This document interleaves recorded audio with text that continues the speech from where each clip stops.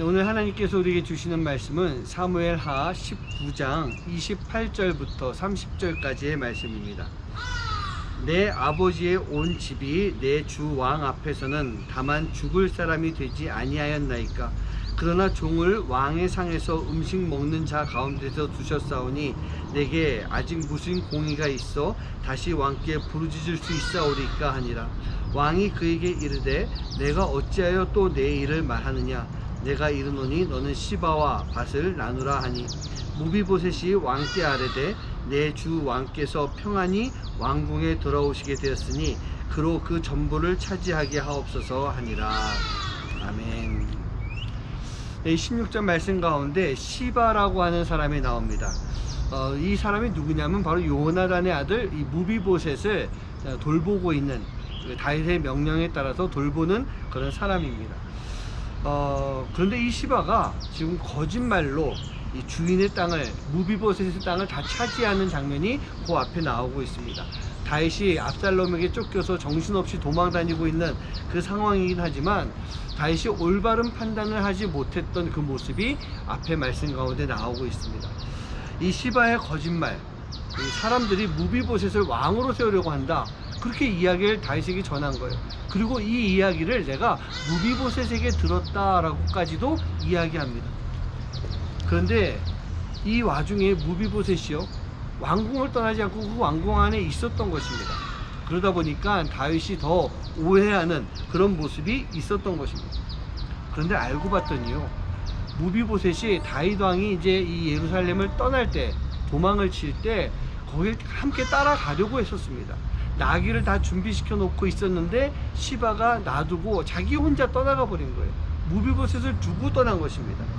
그래 놓고서는 다윗 왕에게 쫓아가가지고 하는 말이 무비보셋이 왕이 되려고 하고 있습니다.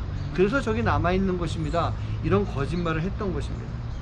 이제 다 시간이 지나면서 왕궁으로 돌아왔을 때 이 오해를 풀게 됩니다.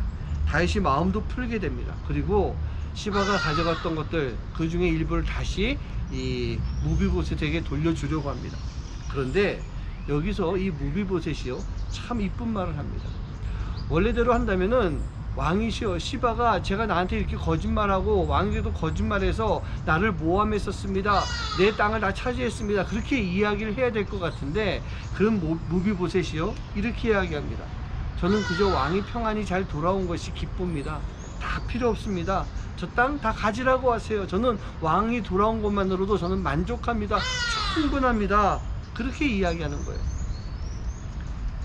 다윗이 왕궁을 나간 이후에 무비보셋은요, 꾸미지도 않았습니다. 수염도 깎지 않았다고 그럽니다. 왕의 고난 가운데 동참을 했던 사람이 바로 무비보셋이었던 거예요. 그리고 왕이 돌아올 때까지 그 슬픔을 함께 했었던 것입니다. 왜 그랬을까요?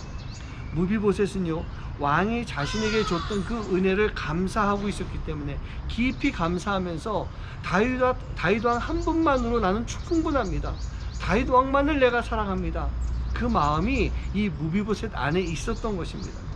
찬양 가운데 보면은 주님 한 분만으로 나는 만족해, 나의 모든 것 대신 주님 찬양해, 그런 찬양의 가사가 있습니다. 무비보셋에게 있어서는요, 하나님을 향한 신앙도 있었겠지만 늘 자신에게 은혜를 베풀어준 다윗 왕, 그 왕이 자신의 모든 것이었던 것입니다. 우리에게는요, 어떻습니까? 하나님이 나의 모든 것이 되셔야 됩니다. 하나님 한 분만으로, 예수님 한 분만으로 나는 만족하고 충분합니다 라고 하는 고백, 그 고백이 우리 안에 있어야 되는 거예요. 그런데 어떻습니까? 우리가 자꾸 다른 것을 쳐다봅니다. 자꾸 부족하다고 다른 것을 달라고 합니다. 불평합니다.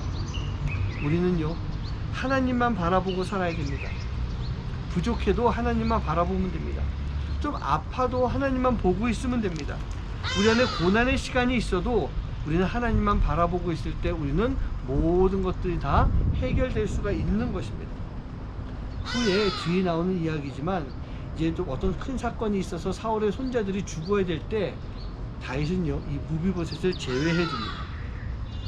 하나님은 당신을 사랑하고 하나님 당신만을 진실하게 믿는 당신의 자녀들을 절대로 버리지 않으십니다. 끝까지 책임지시는 거예요. 그러니 오늘도 여러분 마음 가운데 주님 한 분만으로 나는 만족합니다. 주님 한 분만으로 나는 충분합니다. 감사합니다. 우리가 그 마음을 가지고 살아갈 수 있는 하루가 되시기를 주님의 이름으로 간절히 축원합니다. 기도하겠습니다. 그렇습니다. 주님, 우리는 주님 한 분만으로 만족합니다. 주님이 계시기 때문에 모든 것이 충분합니다. 지금 내 수중에 아무것도 없다 할지라도 예수님만 계시면 내가 살아갈 수가 있습니다. 우리가 그 믿음을 가지고 오늘 하루도 주님만 바라보는 삶이 되도록 인도하여 주시옵소서. 이 모든 말씀 예수님의 이름으로 간절히 기도하옵나이다.